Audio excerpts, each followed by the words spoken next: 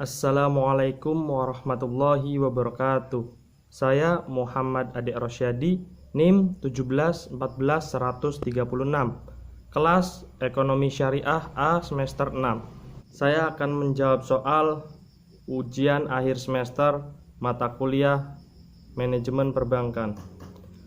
Nomor 1 yaitu jelaskan mengenai prinsip penilaian pemberian kredit dengan analisis 5C dan 7P serta studi kelayakan. Baik, saya akan jawab.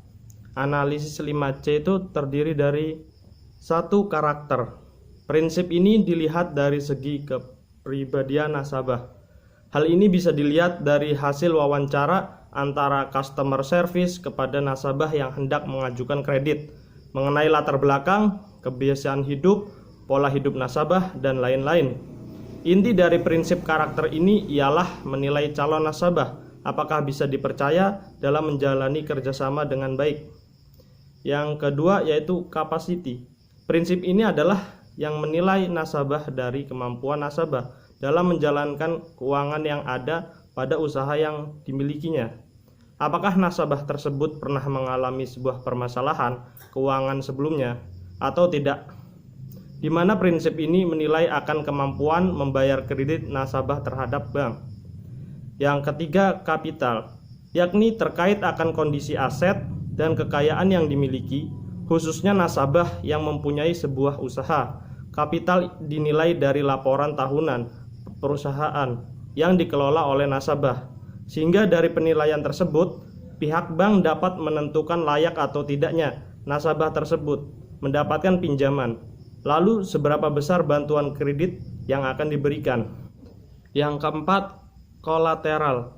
Prinsip keempat yang perlu diperhatikan, prinsip ini perlu diperhatikan bagi para nasabah ketika mereka tidak dapat memenuhi kewajibannya dalam mengembalikan pinjaman dari pihak bank. Jika hal demikian terjadi, maka sesuai dengan ketentuan yang ada, pihak bank bisa saja menyita aset yang telah dijanjikan sebelumnya sebagai sebuah jaminan. Kelima, condition. Prinsip ini dipengaruhi oleh faktor di luar dari pihak bank maupun nasabah. Kondisi perekonomian suatu daerah atau negara memang sangat berpengaruh kepada kedua belah pihak, di mana usaha yang dijalankan oleh nasabah sangat tergantung pada kondisi perekonomian baik mikro maupun makro. Sedangkan pihak bank menghadapi permasalahan yang sama. Untuk memperlancar kerjasama dari kedua belah pihak, maka penting adanya untuk memperlancar komunikasi antara nasabah dengan bank. Kemudian penilaian kredit dengan metode analisis 7P. Yang pertama yaitu personality, yaitu menilai nasabah dari segi kepribadiannya atau tingkah lakunya sehari-hari maupun masa lalunya. Personality juga mencakup sikap, emosi, tingkah laku, dan tindakan nasabah dalam menghadapi suatu masalah. Yang kedua, party, yaitu mengklasifikasikan nasabah ke dalam klasifikasi tertentu atau golongan-golongan tertentu berdasarkan modal, loyalitas, serta karakternya, sehingga nasabah dapat digolongkan ke golongan tertentu dan akan mendapatkan fasilitas yang berbeda dari bank. Yang ketiga, purpose, yaitu untuk mengetahui tujuan nasabah dalam mengambil kredit termasuk jenis kredit yang diinginkan nasabah. Tujuan pengambilan kredit dapat bermacam-macam. Sebagai contoh, apakah untuk modal kerja atau investasi, konsumtif atau produktif, dan lain sebagainya. Yang keempat yaitu prospek, yaitu untuk menilai usaha nasabah di masa yang akan datang, menguntungkan atau tidak, atau dengan kata lain mempunyai prospek atau sebaliknya. Hal ini penting mengingat jika suatu fasilitas kredit yang dibiayai tanpa mempunyai prospek, bukan hanya bank yang rugi, tetapi nasabah juga. Yang kelima, payment, merupakan ukuran bagaimana cara nasabah mengembalikan kredit yang telah diambil atau dari sumber mana saja dana untuk pengembalian kredit. Semakin banyak sumber penghasilan debitur, akan semakin baik. Dengan demikian, jika salah satu usahanya merugikan, dapat ditutupi oleh sektor lainnya. Yang keenam yaitu profitability, untuk menganalisis bagaimana kemampuan nasabah dalam mencari laba. Profitability diukur dari periode ke periode. Apakah akan tetap sama atau akan semakin meningkat, apalagi dengan tambahan kredit yang akan diperolehnya. Yang ketujuh, protection. Tujuannya adalah bagaimana menjaga agar usaha dan jaminan mendapatkan perlindungan. Perlindungan dapat berupa jaminan barang atau jaminan asuransi. Di samping menggunakan 5C dan 7P, maka penilaian suatu kredit layak atau tidak untuk diberikan dapat dilakukan dengan menilai seluruh aspek yang ada. Penilaian dengan seluruh aspek yang ada dikenal dengan nama studi kelayakan usaha. Penilaian dengan model ini biasanya digunakan untuk proyek-proyek yang bernilai besar dan berjangka waktu panjang. Aspek-aspek yang dinilai antara lain sebagai berikut. 1. Aspek yuridis atau hukum. Kita nilai dalam aspek ini adalah masalah legalitas badan usaha serta izin-izin yang dimiliki perusahaan yang mengajukan kredit. Penilaian ini dimulai dengan akte pendirian perusahaan sehingga dapat diketahui siapa-siapa pemilik dan besarnya modal masing-masing pemilik. Kemudian juga diteliti keabsahannya adalah seperti surat izin usaha industri untuk sektor industri, surat izin usaha perdagangan untuk sektor perdagangan, tanda daftar perusahaan, nomor pokok wajib pajak, keabsahan surat-surat yang dijaminkan misalnya sertifikat tanah, serta hal-hal yang dianggap penting lainnya. Yang kedua, aspek pemasaran. Dalam aspek ini, yang kita nilai adalah permintaan terhadap produk yang dihasilkan sekarang ini dan di masa yang akan datang.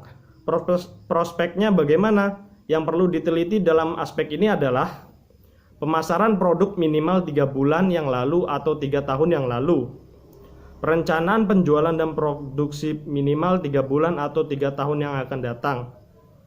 Peta kekuatan pesaing yang ada, prospek produk secara keseluruhan. Lalu yang ketiga, aspek keuangan. Aspek yang dinilai adalah sumber-sumber dana yang dimiliki untuk membiayai usahanya dan bagaimana penggunaan dana tersebut. Di samping itu, hendaknya dibuat cash flow daripada keuangan perusahaan. Penilaian bank dari segi aspek keuangan biasanya dengan suatu kriteria kelayakan investasi yang mencakupi antara lain rasio-rasio keuangan, payback period, net present value, profitability index, internal rate of return, dan break-even point. Yang keempat, aspek teknis atau operasi.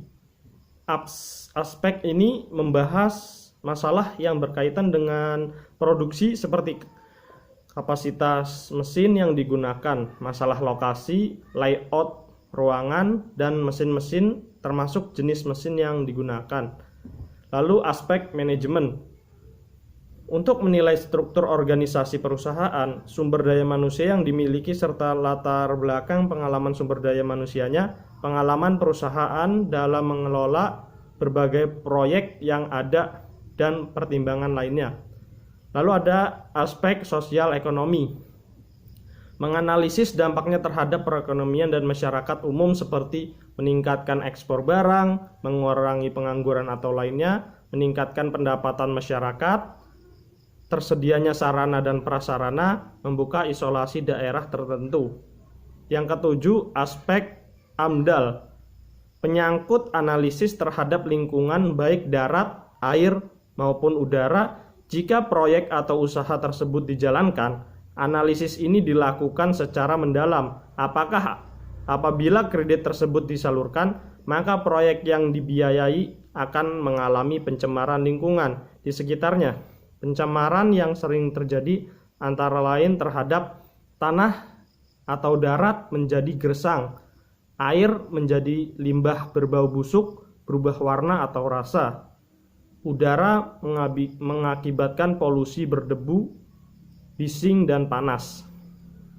Soal nomor kedua yaitu Holisa ingin menerbitkan deposito berjangka waktu 3 bulan pada Bank YZ dengan nominal 300 juta. Pembayaran bunga langsung masuk ke dalam rekeningnya yang berada di bank tersebut. bunga yang diberikan oleh pihak bank sebesar 10% per tahun dan dikenakan pajak 15%. Berapakah jumlah bunga yang dibayar bank setiap bulannya? Dan hitung pula jumlah bunga yang diterima oleh Holisa selama jangka waktu 3 bulan. Diketahui deposito berjangka 3 bulan, nominal 300 juta, bunga 10% per tahun, pajak 15%. Berapa jumlah bunga yang dibayar bank setiap bulannya? Bunga 10% dikali 300 juta dikali 1 dibagi 12, hasilnya 2.500.000. Pajak 15% dikali 2.500.000, hasilnya 375.000. Bunga bersih 2.500.000 dikurang 375.000, hasilnya 2.125.000. Jadi jumlah bunga yang dibayar bank setiap bulannya adalah sebesar 2.125.000. Berapa jumlah bunga yang diterima oleh Holisa selama jangka waktu 3 bulan? Bunga 10% dikali 300 juta dikali 3 dibagi 12, hasilnya 7.500.000. Pajak 15% dikali 7.500.000, hasilnya 1.125.000.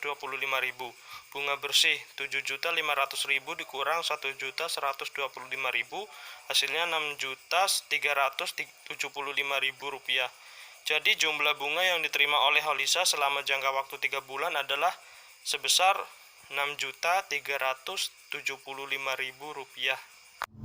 Nomor 3. Jelaskan tujuan umum dari manajemen pemasaran bank dan jelaskan mengenai konsep-konsep pemasaran tersebut. Tujuan dari manajemen pemasaran bank secara umum tujuannya yaitu 1. Memaksimumkan konsumsi sehingga dapat menarik nasabah untuk membeli produk yang ditawarkan bank secara berulang-ulang. Yang kedua yaitu memaksimumkan kepuasan konsumen melalui berbagai pelayanan yang diinginkan nasabah. Yang ketiga, memaksimumkan pilihan ragam produk, dalam arti bank menyediakan berbagai jenis produk bank sehingga nasabah memiliki beragam pilihan. Yang keempat, memaksimumkan mutu hidup dengan memberikan berbagai kemudahan kepada nasabah dan menciptakan iklim yang efisien. Ada 5 konsep dalam pemasaran. Di masing-masing konsep saling bersaing satu sama lain, di mana setiap konsep dapat dijadikan landasan pemasaran oleh masing-masing perusahaan, yaitu 1. Konsep produksi. Konsep ini merupakan salah satu falsafah tertua yang menjadi penuntun para penjual dan merupakan konsep yang menekankan pada volume produksi yang sebesar-besarnya dengan harga yang serendah-rendahnya. Yang kedua, konsep produk. Konsep ini meyakini bahwa konsumen akan menyenangi produk yang menawarkan mutu dan kinerja yang baik serta keistimewaan yang mencolok, sehingga konsep ini menimbulkan adanya marketing myopia, yaitu pemandangan yang dangkal terhadap pemasaran. Konsep produk merupakan konsep yang menekankan pada kualitas, penampilan, dan ciri-ciri yang terbaik. Yang ketiga yaitu konsep penjualan. Konsep ini biasanya diterapkan pada produk-produk asuransi, ensiklopedia, atau kapling-kapling pemakaman. Juga untuk lembaga nirbala seperti partai politik. Dalam konsep ini, kegiatan pemasaran ditekankan lebih agresif melalui usaha-usaha promosi yang gencar. Yang keempat, konsep pemasaran. Konsep ini menyatakan bahwa tugas perusahaan adalah menentukan kebutuhan, keinginan, dan minat pasar sasaran, dan memberikan kepuasan yang diinginkan secara lebih efektif dan efisien dibanding para pesaing sehingga dapat mempertahankan dan mempertinggi kesejahteraan masyarakat. Yang kelima, konsep pemasaran kemasyarakatan merupakan konsep yang bersifat kemasyarakatan.